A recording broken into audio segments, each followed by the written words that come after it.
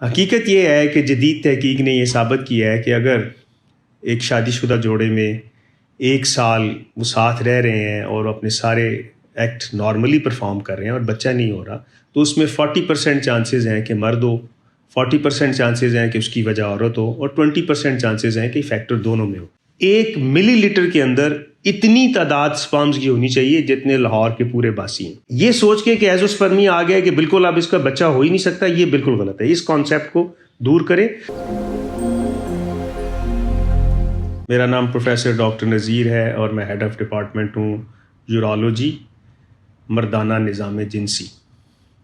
آج ہم جس ٹاپک پہ بات کر رہے ہیں، پہلے ہم نے بات کی تھی کہ جی مردانہ کمزوری کیا ہوتی ہے اور اس کی وجوہات کیا ہیں، اس کے علامات کیا ہیں اور اس کا علاج کیسے ممکن ہے۔ ایک جو فیکٹر ہے جس کو مردانہ بانجھ پن کہا جاتا ہے، اس کو بہت کم ڈسکس کیا جاتا ہے، اور اگر ایک کپل کی شادی ہو گئی ہے، خدا نخواستہ کسی وجہ سے کوئی بچہ نہیں ہو رہا، تو زیادہ تر جو فیس کرنی پڑتی ہیں مشکلات یا جو بھی چیزیں شرمندگی، وہ عام طور پہ ہمارے معاشرے میں اس کو ذمہ دار لڑکی کو ٹھہرایا جاتا ہے۔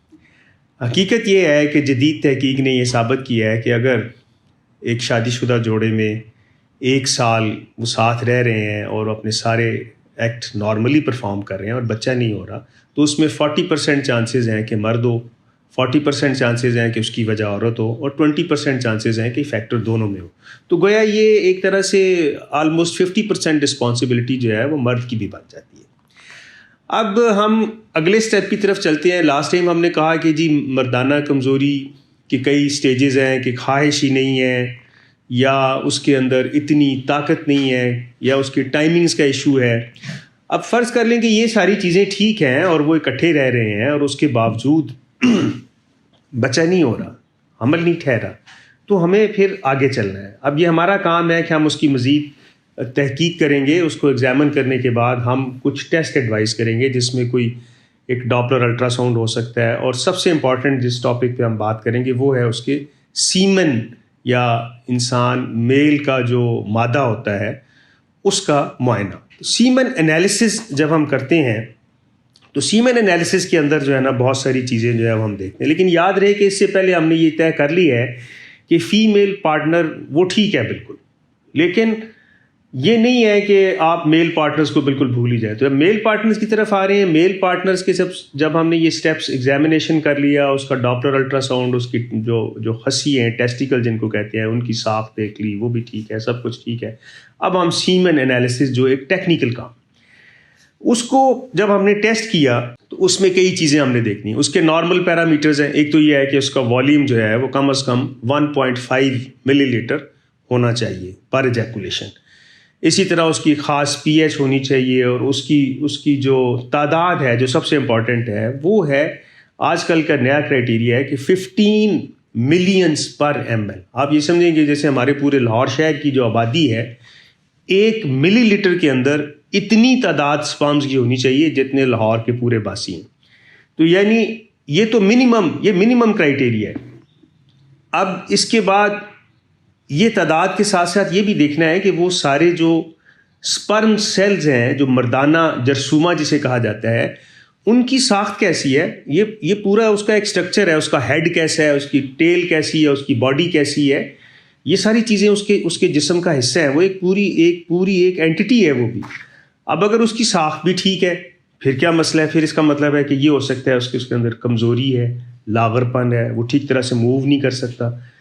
یاد رکھیے کہ یہ 15 ملین تو میں نے کم سے کم بات کی ہے نا، 50 ملین ہے، اس سے بھی زیادہ تعداد ہو سکتی ہے۔ اور یعنی آپ یہ سمجھیں کہ 5 کروڑ یا 10 کروڑ میں سے صرف 1 سپرم چاہیے بچہ پیدا کرنے کے لیے۔ تو وہ سپرم کون سا ہوگا جو ایکٹیولی موو کرتا ہوا، ایک خاص اینگل کے ساتھ موو کرتا ہوا، جا کے جو سب سے پہلے ایک میچور فیمیل ایگ کے جا کے مل جائے گا۔ اس کے بعد قدرت نے ایسا نظام رکھا ہوا ہے کہ وہ ایگ کا رستہ کلوز ہو جائے گا، دوسرا سپرم اس کے اندر نہیں جا سکتا۔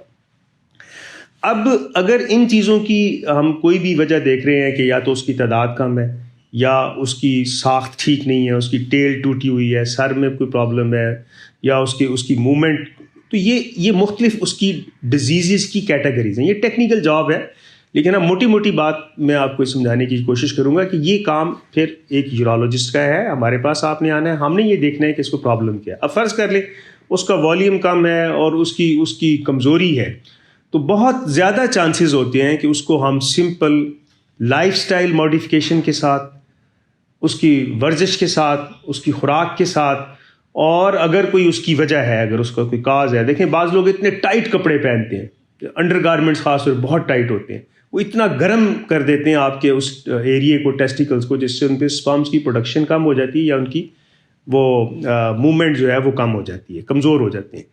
یا یہ ہوتا ہے کہ کوئی بعض اوقات ایک وینوں کا گچھا جسے ہم کہتے ہیں وہ بن جاتا ہے ٹیسٹیکلس کے ساتھ, جس کو ویریکوسیل کہتے ہیں. اگر وہ بن گیا تو اس نے بھی اسپرمس کی کوالٹی کو, ان کی تعداد کو, ان کی صحت کو اس نے بھی اثر انداز کرنا ہے. تو یہ لیکن کہنے کا مطلب یہ ہے کہ میں نے اپنی زندگی کے 32 سال سے زیادہ مجھے تجربہ ہو گیا ہے اس فیلڈ میں کام کرتے ہوئے, تو میں نے دیکھا ہے کہ اکثر اوقات اس کی جو وجہ ہے بڑی سمپل ہوتی ہے, اور اس سمپل وجہ کو ہم ٹریٹ کر دیتے ہیں, اور اللہ کے فضل و کرم سے جو بے اولاد جوڑے ہوتے ہیں ان کو اللہ تعالیٰ کوئی نہ کوئی ماشاء اللہ سے ان کو نعمت سے نوازتا ہے. اب آتے ہیں جی, یہ آپ نے دیکھ لیا جی اسپرمس کی تعداد والی بات ہی نہیں ہے یہاں پہ, یہاں تو کچھ اور ہی پکچر سامنے آ گئی ہے. ایسے کیسز بھی آتے ہیں کہ آپ نے دیکھا جی, آپ نے جب سیمن کا انالیسس کیا تو پتہ چلا وہاں پہ تو سپرم ہے ہی کوئی نہیں, کوئی جرثومہ ہی نہیں ہے. اس کو ہم کہتے ہیں ایزوسپرمیا. ایزوسپرمیا ایک بڑی ویسے خوفناک پکچر ہے, لوگوں دیکھ کے بالکل گھبرا جاتے ہیں کہ جی, اور اگر آپ کسی فیمیل پارٹنر کو جب پتہ چلتا ہے کہ اس بندے کے تو اسپرم ہے ہی نہیں ہے, تو اس سے بھی زندگی جو ہے وہ ازواجی زندگی اور گھریلو مسائل, اور جیسے میں نے پہلے بھی ذکر کیا تھا کہ علیحدگیاں, طلاقوں, یہاں تک بات پہنچتی ہے. لیکن میں یہ کہتا ہوں کہ جیسے اللہ تعالیٰ خود کہتا ہے کہ اللہ تعالیٰ کی آپ نے اس کی رحمت سے مایوس نہیں ہونا, ہمیں دیکھنے دیں, ہم دیکھتے ہیں, کیونکہ اس میں بھی یہ آپ یہ سمجھیں کہ یہ اسپرم پروڈکشن فیکٹری ہے ٹیسٹیکلز. اب دیکھنا یہ ہے کہ ہو سکتا ہے کہ اس اسپرم پروڈکشن فیکٹری کو جو فیول چاہیے, جو ماحول چاہیے, جو سرکمسٹانسز چاہیے, وہ اگر اس کو نہیں مل رہا تو اس وجہ سے شاید اسپرم پروڈکشن نہیں ہو رہی. بالکل ایک یہ وجہ ہو سکتی ہے. یہ بھی وجہ ہو سکتی ہے کہ کوئی کنجینیٹل پیدائشی کوئی ڈیفیکٹ ہے, اس کی وجہ سے نہیں ہو رہی. یہ بھی ہو سکتا ہے کہ فیکٹری تو اسپرم پروڈیوس کر رہی ہے, اس میں پروڈکشن ہو رہی ہے, لیکن جس رستے سے ان اسپرم نے باہر نکلنا ہے وہ رستوں میں بلاکیج ہے. تو ہم جب یہ تحقیق کر لیں گے کہ یہ رستہ بلاک ہے, یا اسپرمس کی پروڈکشن نہیں ہو رہی ہے, یا پروڈکشن ہو رہی ہے تو وہ ٹھیک طرح سے میچور نہیں ہو رہے ہیں, تو یہ ساری انالیسس جو ہے یہ ہم ایک deep thorough examination, thorough laboratory ٹیسٹوں کے بعد اس نتیجے پہ پہنچتے ہیں کہ اس بندے میں یہ جو پرابلم آ رہی ہے, اسپرمز نہیں ہے, تو اس کی کیا وجہ. یہ سوچ کے کہ ایزوسپرمیا آ گیا کہ بالکل اب اس کا بچہ ہو ہی نہیں سکتا, یہ بالکل غلط ہے. اس کانسیپٹ کو دور کریں. اس میں ممکن ہے کہ رستے کی بلاکیج ہو, ایک سادہ سے پروسیجر کے ذریعے اگر وہ رستہ کھول دیا جائے تو فیکٹری تو اسپرم پروڈیوس کر رہی ہے, اور وہاں سے اسپرم آگے آنا شروع ہو جائیں گے.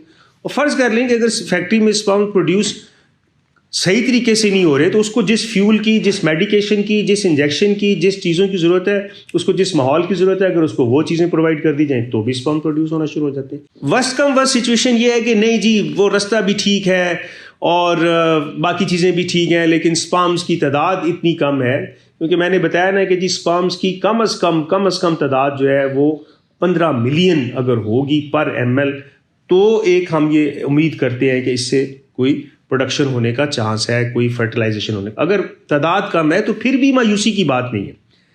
آج کل جس کو ہم اسسٹڈ ریپروڈکٹیو ٹیکنیک کہتے ہیں, عام زبان میں اس کو ٹیسٹ ٹیوب بیبی کہتے ہیں, لیکن جو اسسٹڈ ریپروڈکٹیو ٹیکنیکس ہیں اس میں ہر کوئی ٹیسٹ ٹیوب بیبی نہیں ہوتا. یہ نہیں ہوتا ہے کہ سارا کچھ باہر ہی ہو رہا ہے اور بڑا کاسٹلی ہو رہا ہے, بڑے اس کے ہائی فائی چیزیں چاہیے. سمپل طریقہ بھی یہ ہوتا ہے کہ آپ مرد کے اس فیکٹری سے اسپرمس کی ایک خاص تعداد کو ایک خاص طریقے سے نکال لیا جاتا ہے, اور اس کو فیمیل کے اس حصے میں جس کو ہم یوٹرس کہتے ہیں اس کے اندر اس کو انجیکٹ کر دیا جاتا ہے, اور جس کو IUI کی ٹیکنیک بھی کہتے ہیں. اور بھی پھر اس کے بعد آگے ICSI ہے, IVF ہے, اور PRP ہے, اسٹیم سیل, بے شمار تھراپی ہیں.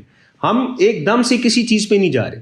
تو آج کی گفتگو کو ہم یہاں کلوز کرتے ہیں کہ ایک تو مردانہ بانجھ پن جو ہے یہ ایک بیماری ہے اور یہ پائی جاتی ہے, لیکن اس کو چھپانا نہیں ہے, اس کو ڈسکس کرنا ہے. کس کے ساتھ ڈسکس کرنا ہے؟ مستند کوالیفائڈ یورولوجسٹ کے ساتھ. وہ آپ کو اس کا حل بتائے گا. یاد رکھیے گا مردانہ بانجھ پن کا علاج کسی دوسرے شعبے کے پاس جانے کا مقصد ایسے ہی ہے کہ جیسے آپ نے بال کٹوانے ہوں تو آپ کہیں کہ میں موچی کے پاس چلا جاتا ہوں, بال کٹوانے ہوں تو آپ کہیں میں درزی کے پاس چلا جاتا ہوں. تو یہ نہیں کرنا آپ نے. جب آپ نے بال کٹوانے ہیں تو آپ کو نائی کے پاس جانا ہے. تو بالکل اسی طرح سے اگر آپ کا مسئلہ مردانہ بانجھ پن کا ہے تو آپ نے کسی اور کے پاس نہیں جانا, یورالوجسٹ کے پاس جانا ہے. اس کا کام ہے کہ وہ اسیس کر کے آپ کو, اور میں نے بتایا کہ اس کو ماننا ہے. مردانہ بانجھ پن ایک بیماری ہے, اس کو ماننا ہے, اس کو چھپانا نہیں, اس کو ڈسکس کرنا ہے. اور میں آپ کو یقین دلاتا ہوں سگنیفیکنٹ پرسنٹیج, اچھی خاصی پرسنٹیج جو ہے وہ اس کی قابل علاج ہے, اور وہ بہترین کپل جو ہے بعد میں اپنی زندگی گزارتے ہیں اور ہمیں دعائیں بھی دیتے ہیں, ان کے بچے ہوتے ہیں, ہم ان کو دیکھ کے بڑا خوش ہوتے ہیں. تو اللہ تعالیٰ آپ سب کا حامی و ناصر ہو. اپنا بہت خیال رکھیں. شکریہ.